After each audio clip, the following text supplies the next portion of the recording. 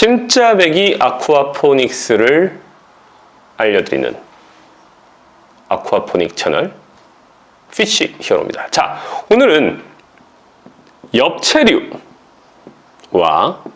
과체류에 대해서 알아보도록 하겠습니다. 기본적으로 수경재배를 통해서는 엽체류와 과체류 모두 기를 수 있습니다. 네, 맞습니다. 엽체류는 뭐고 과체류는 무엇이냐고요? 엽체류는 이파리를 먹는 채소류를 의미합니다. 가장 대표적인 것은 뭐가 있을까요? 상추, 최근에 인기가 많은 유럽 상추, 케일, 기타 워터크레스, 또 뭐가 있을까요?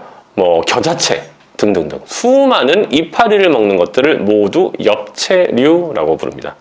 과체류는 과실을 먹는 채소류, 오이, 파프리카 등등등.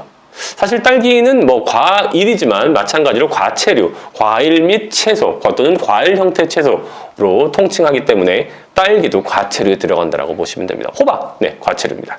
자, 엽체류와 과체류 모두 일반적인 수경재배에서는 무리 없이 기를 수 있습니다. 한 가지 문제가 있습니다. 아쿠아포닉스로 들어가게 되면 통상의 경우 엽체류만 기를 수 있고 과체류는 기르기 어려운 것으로 널리 알려져 있습니다. 따라서 전 세계에 존재하는 대부분의 아쿠아포닉스 농장은 뭐를 기른다? 엽체류를 기릅니다.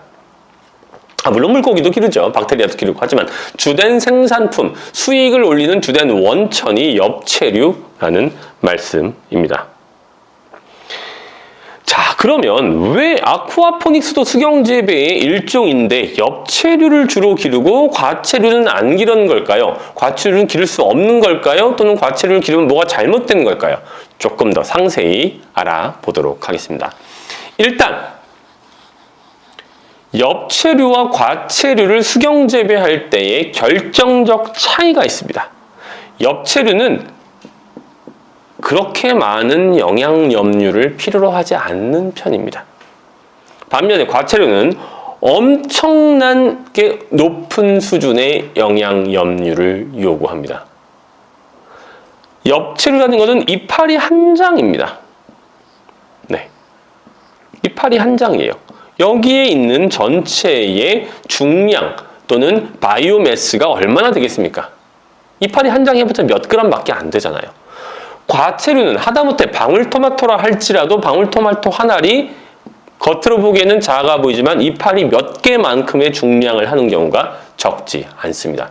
즉, 많은 바이오매스를 만들어내기 위해서는 질소를 포함하여서 많은 영양 염류를 요구한다는 거죠. 그런데 우리의 물고기들이 만들어낼 수 있는 영양 염류의 양에는 한계가 있는 것입니다.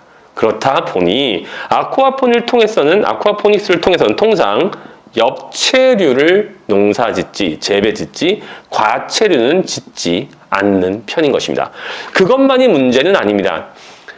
제가 다른 꼭지에서 말씀을 드린 것처럼 DWC라고 하는 방식을 통상 많이 쓰는데 DWC라고 하는 것은 상류에서 하류로 물이 천천히 흘러가며 뗏목, 즉 레프트라고 하는 것이 계속 이동해가는 방식을 통상 상업 목적의 농장에서는 사용한다라고 말씀드렸습니다. 여기에 새로 심은 방금 육묘돼서 갓 심은 싱싱한 식물들이 있고 이쪽에는 수확을 앞둔 큰 식물들이 존재하는 것이죠. 계속 이것이 빠져나가고 새롭게 충원되는, 보충되는 그런 구조입니다. 즉, 레프트가 자유롭게 물 위에서 움직여야 합니다. 그런데 과체류는 어떻습니까? 과일이 열리고 대부분 생장 기간이 길고 따라서 이 식물을 유지하기 위한 어떠한 구조물이 필요한 거죠. 그런데 레프트라고 하는 것은 매우 가벼운 뗏목과 같은 재질이고 스티로폼 재질이고 동시에 움직이다 보니 이 위에다가 달아내어서 식물의 키를 계속해서 올려주고 동시에 중량이 한쪽으로 쏠려서 넘어지지 않도록 할 수 있는 구조물을 세우는 게 공학적으로 어렵다는 거죠.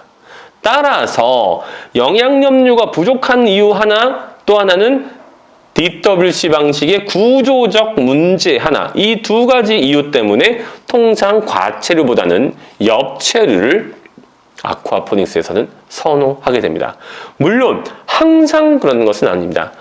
완전한 아주 규모가 큰 수백 평짜리 상업적 목적의 농장이 아닌 소규모 상업적 목적이라든지 또는 가정형 아쿠아포닉스 농장이라든지 또는 아쿠아포닉스 농장이라 할지라도 상업적 목적의 농장이라 할지라도 옆에서 재미삼아 무언가를 기르고 싶다라고 하면 그곳에 미디어 베드를 놓거나 또는 더치 버킷을 놓고 그곳에 물고기가 만들어낸 배설물에서 고형 배설물, 즉 솔리드라고 불리우는 것을 별도로 빼내서 리미너랄라이제이션, 즉 재무기화라고 하는 방식으로 농도가 훨씬 높은 영양 염류가 농축된 영양 성분을 뽑아낼 수 있습니다. 그리고 이렇게 만들어진 천연 양액, 천연 비료를 방금 말씀드린 미디어 베드라든지 또는 더치 버킷에 넣어서 별도의 수경 재배를 진행할 수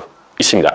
이렇게 된다면 과체류의 경우에도 과체류가 필요로 하는 높은 수준의 질소나 인과 같은 다른 영양 염류의 부족 없이 무리 없이 잘 길러낼 수 있게 되는 것이죠.